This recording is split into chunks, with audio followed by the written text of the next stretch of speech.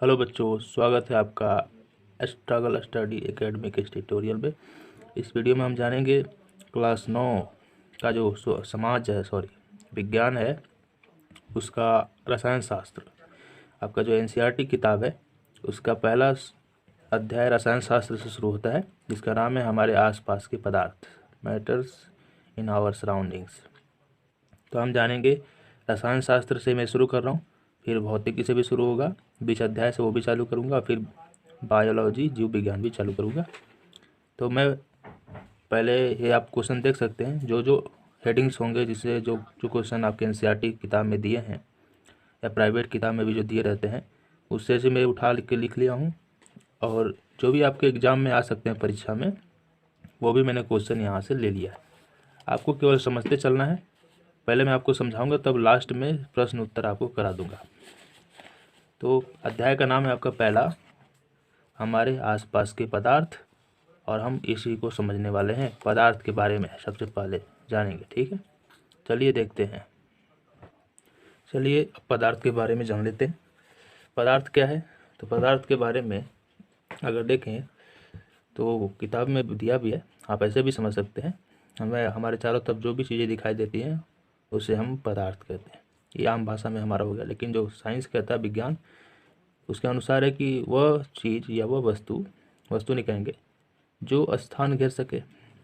हम भी का स्थान घेरते हैं, दुनिया की हर चीज़ें, हर वस्तु का स्थान घेरती है। उसमें आयतन हो। आयतन क्या होता है, इसके बारे में मैं अभी डिटेल में समझाऊंगा। आयतन का मतलब, तो आयतन के बारे में आपको मैं बता देता हूँ। आयतन में हम क्या करते हैं, किसी भी पदार्थ का हम एक लंबाई देखते हैं कि वो कितना लंबा है, फिर उसकी चौड़ाई देखते हैं, और साथ साथ हम उसकी ऊंचाई भी देखते हैं। ठीक है। जैसे हमारा बाल्टी है, तो बाल्टी का हम पेंदी के साथ साथ उसकी ऊंचाई को भी ख्याल करते हैं। इसमें इतना पानी आ सकता है, इतना पानी आ सकता है, मतलब उस बाल्टी का इतना आयतन है। समझ में आ रहा है आपको बात? और इसे मैं डिटेल में समझाऊंगा। यानी आयतन के लिए 3 बीमा चाहिए होता है, लंबाई, चौड़ाई और ऊंचाई। अब फिर से अगर मान लीजिए, हाँ, क्षेत्रफल हो निकालना होता है हमें किसी भी चीज़ का, तो हमें केवल 2 बीमा से काम चल जाता है, एक लंबाई और एक चौड़ाई से क्षेत्रफल हमारा काम चल जाता है। लेकिन आयतन के लिए, मतलब स्थान कितना वो घेर रहा है, ज़मीन पे भी और आसमान में भी, तो ज़मीन पे तो लंबाई गुणा चौड़ाई, और आसमान के लिए ऊंचाई चाहिए होता है। ठीक। फिर पदार्थ का खासियत क्या है कि उसमें द्रव्यमान भी होता है। ये द्रव्यमान क्या होता है उसको समझते हैं। इसको आप ध्यान से देखो तो इसमें 2 भाग है, द्रव्य है और मान है। इसको मैं क्लियर कर देता हूँ। द्रव्यमान, तो ये 2 भागों में बटा है, एक द्रव्य है और उसके अंदर मान है। द्रव्य का मतलब ही पदार्थ होता है, मान का अर्थ होता है मात्रा। आप कोई भी ले लो, जैसे आप एक द्रव्य ले लो, चीनी, अगर हम उसका 1 केजी लेते हैं या 2 केजी लेते हैं, तो 2 केजी उसका मात्रा हो जाता है। ठीक है, समझ में आ रहा बात? तो पदार्थ के अंदर 1 केजी, 2 केजी, ग्राम में, किलोग्राम में मात्रा जरूर होता है, ये आप लोग जानते होंगे। अब आता है अगला स्थिति, जिसको कहा जाता है अवरोध। अवरोध का मतलब होता है विरोध, यानी प्रतिरोध। रोध, रोध, रोध, इसमें 3 शब्द आ रहे, एक ही बात बार बार रिपीट हो रहा है, रोध, रोध, रोध। यानी इनके अंदर एक गुण होता है कि अपनी स्थिति का विरोध करते हैं। अगर आप अपनी किताब को उसकी जगह से हटाओ, या हम किताब को उठाते हैं या खींचने का प्रयास करते हैं, या जैसे भारी चीज़ें होती हैं हम उसको ढकेलने का प्रयास करते हैं, तो वो हिलता नहीं है जल्दी। यानी वो अपनी स्थिति का विरोध करता है, वो अपनी स्थिति को बिगड़ने देना नहीं चाहता है, यानी उसी को कहा जाता है अवरोध। तो पदार्थ के बारे में आपको समझ में आ गया होगा। इससे संबंधित प्रश्न का उत्तर विधिवत तरीके से हम बाद में देख लेंगे, अभी आप केवल समझते चलिए। अब हम लोग थोड़ा सा प्राचीन मान्यता देख लेते हैं कि प्राचीन समय में क्या मान्यता था। थोड़ा सा मैं आपको बताना भूल गया पदार्थ का उदाहरण। तो देख सकते हैं पदार्थ कौन कौन से हो सकते हैं। हवा, जो कि हमें नहीं दिखाई देता, वो भी एक पदार्थ है। कैसे? क्योंकि उसके अंदर भी आयतन होता है। कैसे? जैसे आपके घर में भी हवा भरा हुआ है, तो कहीं ना कहीं वो आपके घर का आयतन पकड़ लिया है, वो भी स्थान घेरता है। उसके अंदर भी द्रव्यमान होता है। कैसे? तो आप एक गुब्बारा में हवा भरिए अपने मुंह का, या जो आप साइकिल में भरते हवा, उसका भी इस्तेमाल कर सकते हैं। पहले गुब्बारा को इसी तरह नापिए अब हवा भर के नापिए तो उसका द्रव्यमान आपको थोड़ा अधिक मिलेगा। इसका मतलब है कि हवा में भी द्रव्यमान होता है। हवा भी विरोध करता ही है। तो हवा बहता है तो आप समझ सकते हैं कितना विरोध करता है। तो इस प्रकार हवा भी एक पदार्थ है। यानी जो भी चीज़ें हैं जिसके अंदर ये गुण होगा वो सब पदार्थ है। भोजन जो हम खाना खाते हैं वो भी एक पदार्थ है, क्योंकि उसके अंदर भी एक यह सारा गुण पाया जाता है। पत्थर भी एक पदार्थ है। जो आसमान में आप बादल देखते हैं वो भी एक पदार्थ है। जो आप तारे देखते हैं वो भी एक पदार्थ है। ये तारे बहुत बड़े होते हैं, देखने में भले ही छोटे लगते हो। जो पौधे हैं, सजीव हो या निर्जीव, वो सब के सब पदार्थ में आ जाएंगे, क्योंकि उनके अंदर भी ये सारे गुण पाए जाते हैं। चाहे पौधे हो, पशु हो, सजीव जगत का कोई भी प्राणी हो या निर्जीव जगत का हो। यहाँ तक कि आप नमक का एक छोटा सा कण भी लेंगे तो वो भी एक पदार्थ है। पानी का एक बूंद भी लेंगे तो वो भी एक पदार्थ है। बालू का एक रेत भी लेंगे तो वो भी एक पदार्थ है। अब हम थोड़ा प्राचीन मान्यता देख लेते हैं कि हमारे भारत में प्राचीन मान्यता क्या था पदार्थ को लेकर। तो पुराने समय में यहाँ भारत में पदार्थ को 5 तत्वों में बांटा गया था। पदार्थ का वर्गीकरण किया गया था कि पदार्थ जो है 5 तत्वों से मिलकर बना है। वो पांचों तत्व कौन कौन है? वायु माना गया था कि वायु, पृथ्वी, अग्नि यानी आग, जल यानी पानी और आकाश, जो जिसके अंतर्गत सभी वस्तुएं आ जाती हैं, आकाश। तो उन्होंने तत्वों में डिवाइड किया था पदार्थों को। पदार्थ जो है बस 5 ही तत्वों से मिलकर बना है। तत्व का मतलब वह शुद्ध पदार्थ जिसमें कोई भी अन्य पदार्थ का मिलावट ना हो। ठीक। तो लेकिन ध्यान से हमें देखा जाए तो आधुनिक वैज्ञानिकों ने इसे गलत साबित किया है, क्योंकि वायु जो है एक तत्व नहीं है, कई गैसों का मिश्रण है। ऑक्सीजन, नाइट्रोजन, कार्बन डाइऑक्साइड, बहुत सारे। पृथ्वी भी मिश्रण है, इसके अंदर बहुत सारी चीज़ें, यानी भूमि, मिट्टी में भी मिश्रण मिला हुआ है, यूरिया है, क्या क्या नहीं मिला हुआ है। समझ सकते हैं मिट्टी के अंदर भी बहुत सारी चीज़ें मिली हुई है। अग्नि को तत्व माना जाता था प्राचीन युग में, जबकि अग्नि तत्व नहीं है, एक यौगिक है। जल को भी तत्व माना जाता था, लेकिन जल एक तत्व नहीं है, यौगिक है। आज के वैज्ञानिकों ने सिद्ध कर दिया, क्योंकि उसमें H2O, हाइड्रोजन और ऑक्सीजन का 2 कण शामिल रहते हैं। आकाश, जो कि एक अंतरिक्ष भी हम बोलते हैं, जिसके अंतर्गत सभी चीज़ें आ जाती हैं, इसका ना द्रव्यमान होता है ना स्थितियाँ। इसके बारे में हम केवल एक निर्वात की कल्पना करते हैं कि इसके अंदर कुछ नहीं होता। जैसे हम धरती को छोड़ के जैसे ऊपर उठते हैं तो ये सारा आकाश हो जाता है ना। हमारे शरीर को छोड़कर बाकी जो स्थितियाँ होती है, खाली स्थान, वो सब आकाश है। तो इस मान्यता को गलत साबित करते हुए आधुनिक मान्यता दिया गया। अब आधुनिक मान्यता हम लोग देख लेते हैं। तो अब हम लोग आधुनिक मान्यता के अनुसार वर्गीकरण देख रहे हैं। इसमें पदार्थों को 2 तरीके से बांटा गया। एक जो हम मोटे तरीके से देख सकते हैं, कोई भी पहचान जाता है, हर बच्चा पैदा होने के बाद उनका अनुभव करने लगता है। और एक जिसको हमें थोड़ा पढ़ना पड़ता है, तब जाके इसके बारे में हमें जानकारी हो पाती।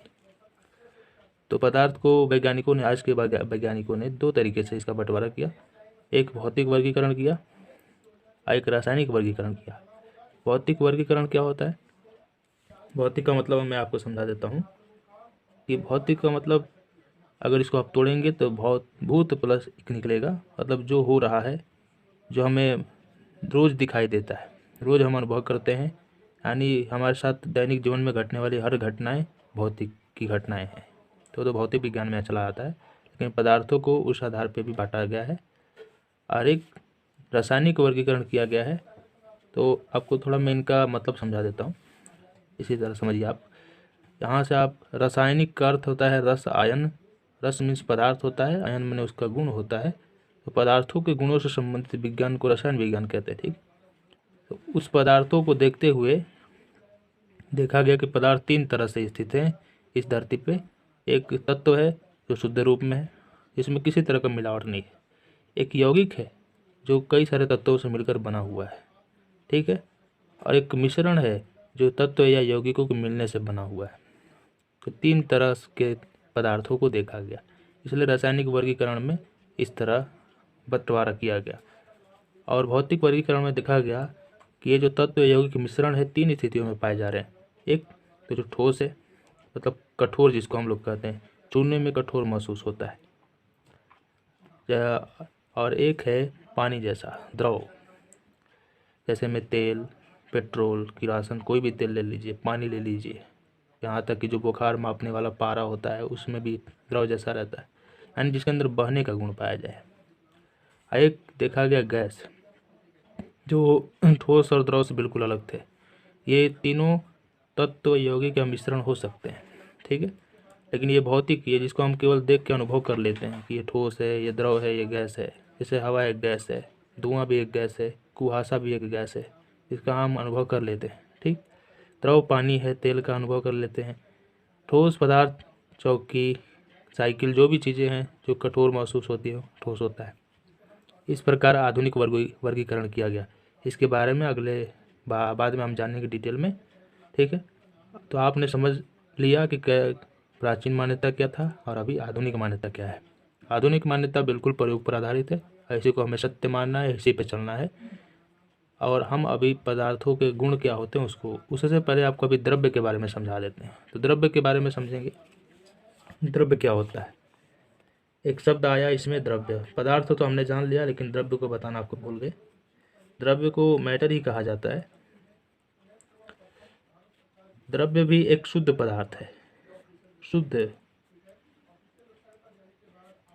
शुद्ध पदार्थ मतलब आप समझ रहे हैं कि प्योर मैटर है, यानी इसमें किसी तरह का अन्य प्रकार का मिश्रण नहीं है। या तो ये तत्व है, नहीं तो ये यौगिक है, इन्हीं दोनों में से कोई एक है, इसलिए इसको द्रव्य कहा गया। द्रव्य एक शुद्ध पदार्थ है, यानी इसको हम किसी भी तरीके से तोड़ कर दो प्रकार का पदार्थ नहीं बना सकते, यानी एक ही प्रकार का पदार्थ है। यानी हम कह सकते हैं द्रव्य क्या है, एक ही प्रकार का पदार्थ, एक ही प्रकार का पदार्थ है। तो देखिए तो जैसे में हम लोग देख सकते हैं कि नमक है, नमक एक ही प्रकार का पदार्थ है, नमक में किसी तरह का अन्य पदार्थ नहीं मिला है। ये शुद्ध तत्वों से मिलकर बना है, एक Na और एक Cl। सोडियम और क्लोरीन से मिलकर बना है। इन चीज़ों के बारे में आप अभी नहीं समझ पा रहे हैं, तो हम लोग आगे के अध्याय में डिटेल में समझेंगे। अभी आप केवल इनको याद कर लीजिए कि नमक का सूत्र होता है NaCl। तो नमक इन्हीं दो तत्वों से मिलकर बना है, इनमें अन्य प्रकार का मिलावट नहीं है। चूना कैल्शियम से मिलकर बना है, और चूना पत्थर कैल्शियम कार्बोनेट का एक यौगिक है। ये शुद्ध पदार्थ हैं, इनको आप चाहो किसी भी भौतिक तरीके से अलग अलग नहीं कर सकते। आप पीस कर, कूट कर या पानी में खौला कर किसी तरीके से इनको दो भागों में नहीं कर सकते। ये नमक NaCl ही हमेशा रहेगा, चाहे आप किसी तरीके से आप यूज इस्तेमाल करके देख सकते हैं। जैसे हम पानी में नमक डालते हैं और ये नमक गायब हो जाता है पानी में, फिर हमें नमक पाना हो तो ऐसा नहीं है कि अब अलग अलग हो जाएगा। पानी सारा अगर आप गर्म करके भाप बना दें, पानी उड़ जाएगा और नमक उसी के पेंदी में बैठा रहेगा, और वही जस्ट नमक रहेगा NaCl, इसमें कोई परिवर्तन नहीं आया रहेगा। तो आपको समझ में आ रहा होगा बात कि ये शुद्ध पदार्थ हैं, इनको आप किसी भी भौतिक तरीके से दो भागों में नहीं बांट सकते। अब हम लोग पदार्थ का गुण देख लेते हैं, पदार्थ के अंदर क्या क्या गुण होते हैं, ठीक। अब हम लोग पदार्थ का भौतिक गुण देखेंगे। भौतिक गुण, गुण क्या होता है, गुण का अर्थ होता है आदत, स्वभाव। निर्जीव पदार्थों में भी और सजीव पदार्थों में, दोनों में गुण होता है, आदत होता है कुछ ना कुछ करने का। जैसे हम लोगों में भी आदत होता है सुबह रोज जग कर मुँह धोने का, सोने का, कुछ काम करने का, उसी तरह पदार्थों में भी आदत होता है, निर्जीव पदार्थों में भी आदत होता है। वैसे तो हम सभी सब पदार्थ हैं, लेकिन निर्जीव पदार्थों में भी उनका गुण होता है, आदत होता है, प्रकृति, स्वभाव होता है, स्वरूप होता है, सभी की बात है। जैसे हवाएं हमेशा बहने का उनका गुण होता है, आरावास में पानी का भी बहने का गुण होता है। तो ऐसा नहीं कि वो सजीव है, वो किसी कारण से ऐसा व्यवहार दर्शाती है, लेकिन वो सजीव नहीं है। तो क्या क्या गुण होता है पहले हम समझते चलते हैं। पहला कि पदार्थ कणों का बना होता है। अब इसको पता करने के लिए हम एक प्रयोग करेंगे कि कैसे पदार्थ कणों का बना होता है। कण कहने का मतलब हो जाता है छोटे छोटे हिस्से। आप जो नमक का कण देखते हैं उससे भी छोटा, इतना छोटा कि वो आपको आँख से नहीं दिखाई देगा। बालू का जो कण देखते हैं उससे भी छोटा कण उसे कहा जाता है। यानी अगर आप परमाणु अणु के बारे में जानते हो, आयन के बारे में, तो वो इसमें आ जाते हैं। कैसे पता करें, तो आप पानी लीजिए गिलास में, उसमें चीनी डालिए, और जब आप इसको हिलाएंगे तो कुछ समय बाद चीनी के कण गायब हो जाएंगे। इसका मतलब चीनी के कण और छोटे होते गए और इतना छोटे हो गए कि वह आखिरकार हमें आँख से दिखाई देना बंद कर दिए और गायब हो गए। इसका मतलब कहीं ना कहीं पदार्थ के कण बहुत ही छोटे छोटे कणों से बना है। तो अब इसी प्रयोग से ये भी स्पष्ट हो जाता है कि पदार्थ के कण कितने छोटे कणों से बना है, जिसका आप अंदाज़ा नहीं लगा सकते। पदार्थ के कण जो है अत्यंत सूक्ष्म कणों से बना है, ये बहुत छोटे होते हैं, बहुत छोटा। इसके लिए भी आप प्रयोग करके देख सकते हैं। जब हमें आँख से नहीं दिखाई दे रहा है तो आप समझ सकते हैं कितने छोटे होंगे। तो जैसे आप ले लीजिए एक रंग वाला पानी ले लीजिए, उसका 10 ml दूसरे पानी में डालिए, दूसरे गिलास में रखे पानी में डालिए जिसमें कुछ ना मिला हो, केवल पानी हो, तो क्या होगा, ये भी रंगीन हो जाएगा। अब आगे क्या कीजिए, अगला एक गिलास और पानी लीजिए, अब उसमें भी इस वाले बाल्टी का पानी डालिए 10 ml, क्या होगा, ये भी रंगीन हो जाएगा। फिर इसमें से भी डालिए इस वाले में, अगले वाले पानी में, तो ये भी रंगीन हो जाएगा। इससे क्या पता चल रहा है कि हम इसका 10 ml इसमें से निकाल रहे हैं, फिर भी ये रंगीन होता जा रहा है। यानी पदार्थों के अंदर इतने ज़्यादा कण हैं कि वो हर भाग को रंगीन कर दे रहे हैं। समझ सकते कितना छोटे कण हैं। तो इससे इस प्रयोग से यह स्पष्ट हो जाता है कि पदार्थ के कण अत्यंत सूक्ष्म हो सकते हैं। फिर तीसरा गुण क्या है इनका, कि पदार्थ के कण लगातार गतिशील रहते हैं, हमेशा चलते रहते हैं, कभी रुकते नहीं। इसका मतलब क्या है, ऐसी बात नहीं है ठोस के अंदर रुके रहते हैं कण, लेकिन जो स्वतंत्र, आप समझ सकते हैं जैसे आप अगरबत्ती जलाते हैं हम, तो अगरबत्ती का धुआं, अगरबत्ती कहीं और जल रहा है लेकिन उसका जो गंध है हमारे नाक तक सुगंध में आता है, यानी वहाँ से चलकर हमारे नाक तक आ रहा है, यानी कहीं ना कहीं वो गतिशील है लगातार। उसी तरह गर्म खाना बना रहता है, उसका भी हमें सुगंध दूर से ही नाक में आ जाता है, यानी उसके भी कण गति में है। यानी और आपने देखा होगा कि गर्म खाना हमें दूर से ही गमक देने लगते हैं, लेकिन ठंडा खाना नहीं देता है। इसका मतलब क्या है, यानी गर्म करने पर, यानी ताप बढ़ाने पर, है ना, ताप बढ़ाने पर, इंक्रीज करने पर जो कणों की गति है, कणों की गति, इसका आप वेग भी कह सकते हैं, ये भी क्या होता है, बढ़ता है। गर्म करने पर, ताप बढ़ाने पर कणों की गति बढ़ती है। ठीक, तो ये भी आप पॉइंट याद रखें। अगला गुण होता है इनका कि पदार्थ के कण एक दूसरे को आकर्षित करते हैं, यानी एक दूसरे को खींचते रहते हैं। कैसे, तो आप देखते होंगे पानी से हम जैसे ही एक जग पानी निकालते हैं तो तुरंत वो एक जैसे हो जाते हैं, ऊपर का सतह फिर समतल हो जाता है। यानी जैसे ही वहाँ का हिस्सा खाली हुआ, फिर दूसरे कण एक दूसरे को आकर्षित करके खींच के एक दूसरे में सटा लिया, फिर से वैसे ही बन गया। यानी ये स्वभाव होता है कि पदार्थ के कण एक दूसरे को खींच कर मेंटेन करने का प्रयास करते हैं एक दूसरे को। ठीक, आप ऐसे भी समझ सकते हैं। आकर्षण का यहाँ पे ऐसा क्यों होता है, तो इनके बीच में, इन कणों के बीच में एक बल काम करता है जिसको हम लोग अंतरा आणुक बल बोलते हैं। अंतरा आणुक बल बोला जाता है, कोई कोई शॉर्टकट में इसको अंतराणविक बल बोल देता है। अंतराणविक बल, इस बल की मजबूती और कमजोरी के आधार पे ही पदार्थ ठोस, द्रव और गैस होते हैं। ठीक, तो अब जैसे मैं एक एग्जांपल समझ सकते हैं, अब जैसे जितना तगड़ा खींचेंगे एक दूसरे को, जितना तेजी से आकर्षित करेंगे, वैसी स्थिति धारण कर लेगा वस्तु। जैसे लोहा में पदार्थ के कण एक दूसरे को ज़्यादा खींचते हैं, इसलिए लोहा इतना ठोस होता है कि हथौड़े से पीटने पर भी कुछ नहीं होने वाला इसका। बहुत ज़्यादा गर्म करने पर पिघलना शुरू करता है, सोच सकते हैं आप। लेकिन वही ईंट है तो एक हथौड़े से टूट जाएगा, वही खल्ली है तो इसी तरह पटक देने से टूट जाएगा। तो इनमें ऐसा गुण क्यों है, तो इसी अंतराणुक बल के आकर्षण के कारण है। यानी कहीं ना कहीं पदार्थ के कण एक दूसरे को खींचते हैं, ये स्वभाव सब में होता है, लेकिन इस अगर मजबूती के आधार पर पदार्थ की स्थितियां भी बदल जाती है इस बल के आधार पर।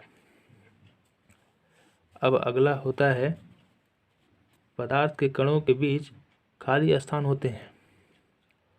तो जैसे मान लीजिए मैंने अभी ये पदार्थ लिया, उसके अंदर मैंने ये कणों को छोटा छोटा थोड़ा बड़ा करके, हाईलाइट करके, बड़ा करके दिखा रहा हूँ कि मान लीजिए अगर पदार्थ के कण गोले गोले हों, अब भाई पदार्थ के कण इतने छोटे हैं कि ना हम उसका लंबाई बता सकते हैं, ना चौड़ाई, ना ऊंचाई बता सकते, तो हम क्या मान सकते हैं, उनको गोलाकार ही मानेंगे।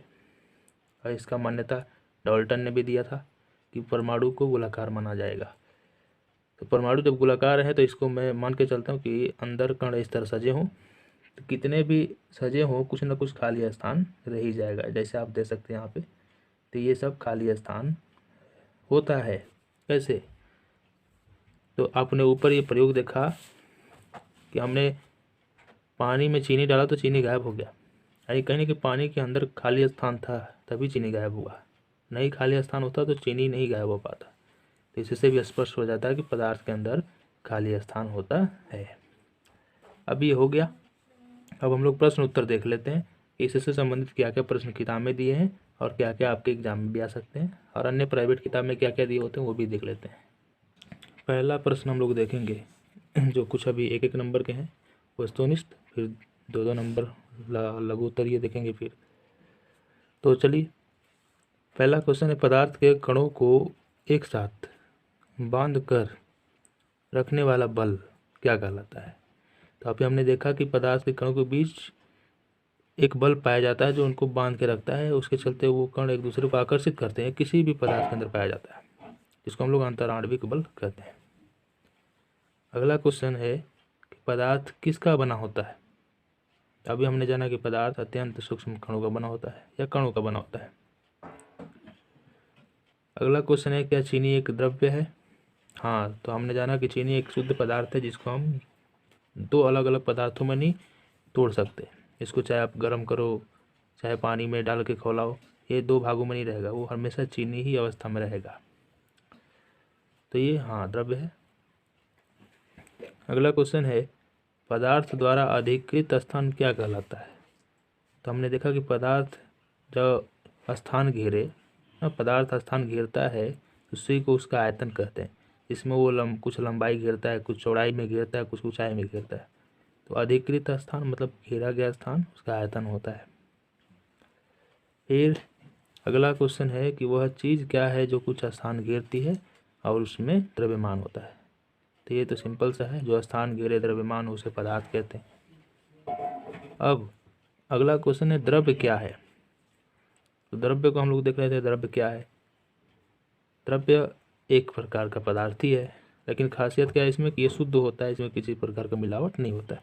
तो द्रव्य एक प्रकार का पदार्थ है जिसे किसी भी भौतिक प्रक्रिया द्वारा दूसरे पदार्थ में तोड़ा नहीं जा सकता है, इसीलिए द्रव्य। जैसे में आप चीनी ले सकते हैं, चीनी, चूना पत्थर, चूना। अगला क्वेश्चन है कि निम्नलिखित में से कौन से पदार्थ हैं। हमें इसमें पदार्थ छांटना है। इसमें हमें कुर्सी दिया है, वायु दिया है, स्नेह, गंध, घृणा, बादाम, विचार, शीतल पेय, इत्र की सुगंध आदि। इनमें से हमें छांटना है कि कौन पदार्थ है। तो हमें पदार्थ की परिभाषा हम लोग जानते हैं कि जो स्थान घेरे, जिसमें द्रव्यमान हो, जो अवरोध उत्पन्न करे। हाँ, कुर्सी में ये स्वभाव है तो ये भी पदार्थ हो जाएगा। हवा में भी हमने देखा कि है तो ये भी पदार्थ हो जाएगा। लेकिन जो स्नेह शब्द है वो एक भावना है जो हमारे मन में केवल उत्पन्न होता है, इसमें न द्रव्यमान न भार होता है, कुछ नहीं होता, तो ये पदार्थ नहीं है। गंध, जिसको हम केवल अनुभव करते हैं ना कि ये गंध है, महक है, इसके अंदर गुण, पदार्थ का गुण नहीं होता। घृणा, यह हमारे दिमाग में एक उत्पन्न विचार है, विचार का ना कोई द्रव्यमान होता है ना कोई आयतन होता है। हाँ, बादाम जिसको हम खाते हैं एक भोजन का एक हिस्सा है, तो ये भी एक पदार्थ है। विचार जो हमारे मन में उत्पन्न होता है, इसके अंदर द्रव्यमान और भार या आयतन कुछ नहीं होता। शीत एक ठंडा का अनुभव है, जिसको हम केवल अनुभव करते हैं, महसूस करते हैं, ये कोई पदार्थ नहीं है। हाँ, लेकिन शीतल पेय जैसे कोको कोला, पेप्सी, ये सब पदार्थ है। इत्र की सुगंध एक सुगंध है जिसको हम केवल अनुभव करते हैं नाकों के माध्यम से, ये कोई पदार्थ नहीं होता। इसमें से देखा हमने कौन कौन पदार्थ है, कुर्सी, वायु, बादाम, शीतल पेय। अगला क्वेश्चन है कि गर्म पके हुए खाद्य पदार्थ की गंध का एहसास हमें कुछ दूरी से ही हो जाती है, लेकिन ठंडे पदार्थ की गंध का एहसास हमें उसके निकट जाने पर ही होता है। क्यों? इसका हमें जवाब देना है। तो मैंने अभी बताया था आपको ऐसा क्यों होता है, क्योंकि पदार्थ के कण जब गर्म अवस्था में रहते हैं तो बहुत ही गतिशील हो जाते हैं, उनका गति अवस्था और बढ़ जाता है, गतिज ऊर्जा, जिस कारण से वो हमें दूर तक महसूस हो जाते हैं। तो उत्तर देख लीजिए आप यहाँ पे, गर्म करने पर पदार्थ के कणों की गतिज ऊर्जा बढ़ जाती है, यानी उनके गति करने की जो ऊर्जा है और बढ़ जाती है, जिससे उनका वेग भी बढ़ जाता है, चाल। अब इसलिए पके हुए भोजन का जो गंध होता है वो दूर से ही हमें महसूस हो जाता है, लेकिन ठंडे का नहीं होता। नंबर 9 है, स्विमिंग पूल में गोताखोर जो गोता लगाते हैं, डुबकियाँ मारते हैं, उसमें पानी काट लेता है, हाथ से पानी काट पाता है। क्यों? उसका कौन सा यहाँ पे गुण दिखाई दे रहा है, इससे पदार्थ का कौन सा गुण प्रेक्षित होता है। तो द्रव के जो अणु होते हैं उनके बीच में आकर्षण बल बहुत ही कम होता है, इतना कम होता है कि हम आसानी से हाथ से मग लगा के निकाल सकते हैं, उसके पानी को, कणों को अलग कर सकते हैं हाथों से। लेकिन वही ठोस पदार्थ है, ईंटा पत्थर है, उसमें हम हाथ लगा के उसको अलग नहीं कर सकते। वायु को भी कर सकते हैं, तो वायु, इनके कणों के बीच बहुत ही दुर्बल आकर्षण होता है, इसी कारण से ऐसा कर पाता है गोताखोर। अगला, निम्नलिखित पदार्थों को उनके कणों के बीच बढ़ते हुए आकर्षण बल के अनुसार व्यवस्थित करना। हमें जल दिया है, चीनी दिया है, ऑक्सीजन दिया है, इनमें किसका आकर्षण बढ़ता होगा, ज़्यादा होगा, उसको बढ़ते क्रम में सजाना है, घटते नहीं बढ़ते सजाना है। तो सबसे ज़्यादा आकर्षण चीनी में है, क्योंकि चीनी ठोस होता है।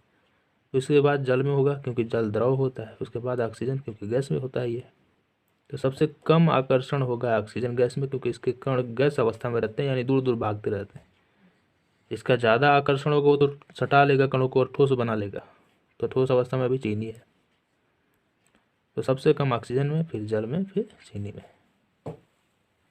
अगला, पदार्थ के कणों की क्या विशेषताएं हैं उसको देख लेते हैं हम लोग कि क्या क्या विशेषता। तो अभी हमने पांचों देखा कि पदार्थ कणों से मिलकर बना होता है, ये कण अत्यंत सूक्ष्म होते हैं, कणों के बीच खाली स्थान होता है, कण लगातार गतिशील रहते हैं, कणों एक दूसरे को आकर्षित करते हैं।